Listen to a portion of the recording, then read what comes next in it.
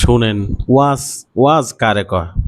এই ক্যাপবারদের একটা গোলরক্ষক বুঝিনহা একটা খেলোয়াড় আছে আপনার গোলরক্ষক, সে বলছে আগামী শনিবারে আর্জেন্টিনার সাথে খেলতে পেরে আমি নিজের ধন্য মনে করি। কেমন ভদ্র খেলোয়াড়, খুব ভালো লাগলো কথাটা। হাইরে, যিনি মার ভক্ত, তিনি প্রথম খেলাটা খেলার সময় তিনি বলেছিল আমার মারে সারা আমি আজকে খেলেছি, আমার বড় কষ্ট হয়েছে, যদি আমার মা আজকে আমার খেলা দেখতো।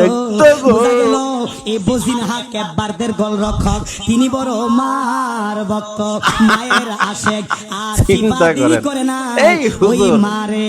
হুজুর, হুজুর গো,